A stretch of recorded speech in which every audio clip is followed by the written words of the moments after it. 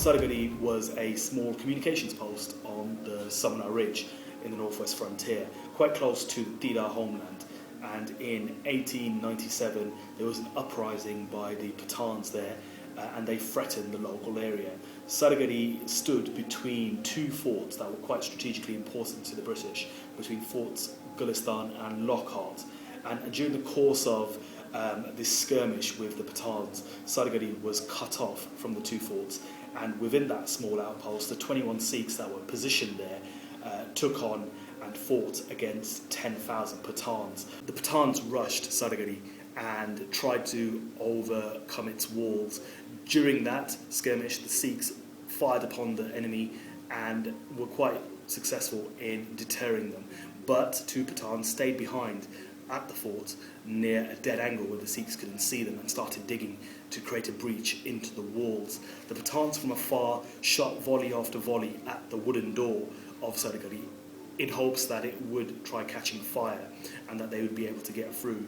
That didn't work. The battle played out for more than 6 hours, during which time Lieutenant Colonel Houghton tried to reinforce the detachment at Saragarhi, but he failed because the enemy was swarming all over the Samana Ridge, and he wasn't able to get his men to Saragarhi to help from Fort Lockhart.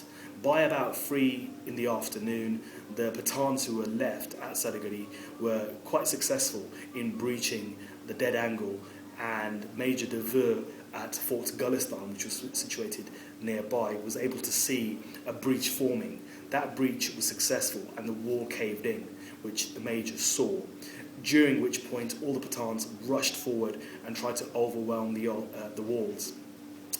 The Sikhs that were situated inside got off from the walls and went inside the fort to try manning a last defence, and it was during the course of that they made their valiant last stand.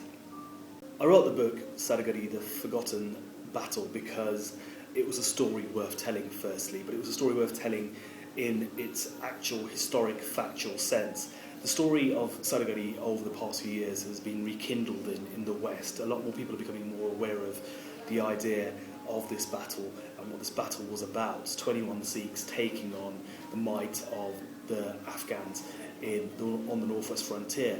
They faced 10,000 on the Samana Ridge, but the story itself has accrued its own legend over the past few years, people believing various elements of the story is actually true, whereas there isn't any fact or basis for a lot of the myths that have come out in the past few years. So I wanted to tell the story in a very historical, factual setting in order to do it justice, in order to give the story its actual place within history, but also its relevance for Indians, for people at large today, really. Lots of Sikhs fought on the northwest frontier after the Anglo-Sikh Wars. Sikh regiments were actually raised by the British, who valued the fighting prowess, the martial traditions of the Sikhs, and sent them onto the frontier to fight and check the unruly Pathans.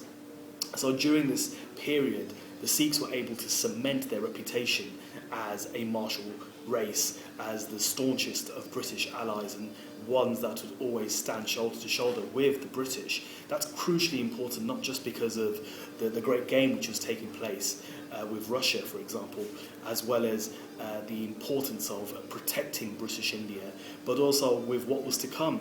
Less than 2 decades later would be the Great War, and having Sikhs prove their loyalty, their bravery, their heroics at places like Saragarhi on the northwest frontier meant that the British were more acceptable of the Sikhs playing a role, quite a strong role in fact, during the Great War.